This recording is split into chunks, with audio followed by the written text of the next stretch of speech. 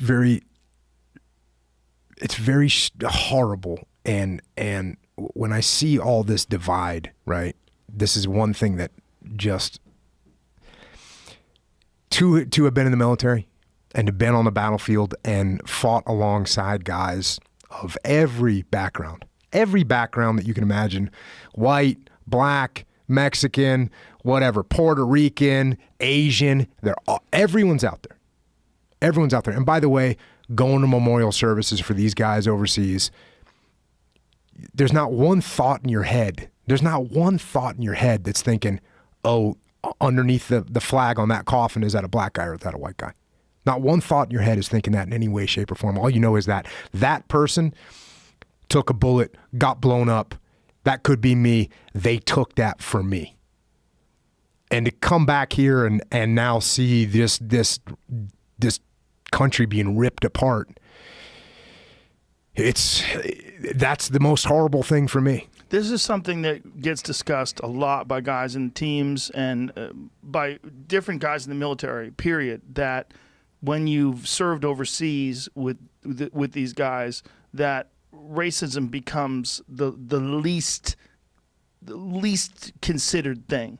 It's your brothers, because you're literally, the consequences of your actions, the consequences of your day-to-day existence is so dire, life and death. It's the most drastic consequences that we are aware of. There's nothing, you're losing your life, or you're not. Or they save you or they don't. You're brothers, you're all together. But in this world, the consequences are less grave. And the requirements of people are less extreme. You're not as tested. Your character is not as exposed. You're not as vulnerable in that sense. And because of that, I think people are more outraged. And they're finding more reasons why we're separate, more reasons to divide us, more reasons why they're different from us, whether it's because of ideology or skin color. You know, Sam Harris has a podcast where he's discussing all the different things, and he brings up one really great point, the podcast that's out now. He said, could you imagine a world where we think of color the same way we think of hair color? Like the color of people's skin's the same way. Could you imagine a world where I don't trust redheads? You know, those people with dark brown hair are fucking creepy to me. You know, all the people in my neighborhood that are blonde, they're all shady.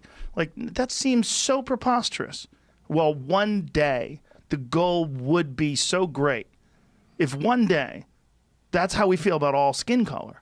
That it's no different than hair color. It's just characteristics that you were born with that you have no control over. Who you are is what's important. That's it. Yeah, and I think that's the position that the military puts you in. It puts you in this position of, look, I got to rely on this guy.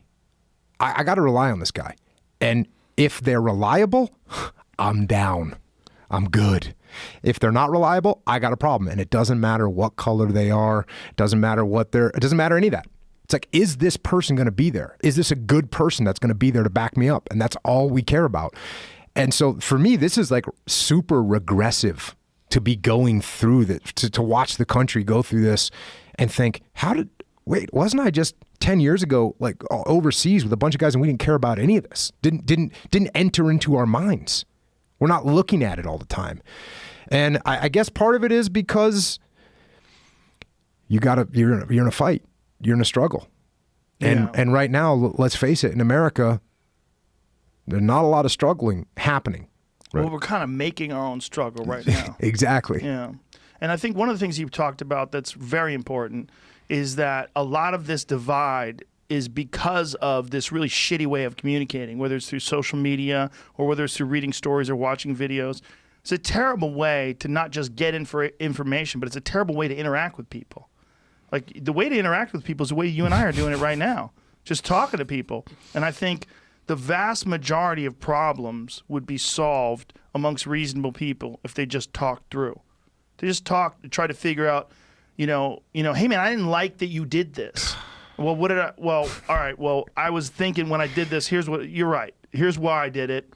And this is what I was thinking, and I was wrong because of that. And if people could just say that, and people could accept that, and people could shake hands or hug it out, rather than have a fucking Twitter beef that leads to a gunfight. I mean, literally, that's the way we exchange information with each other back and forth through social media is the absolute worst way people can talk.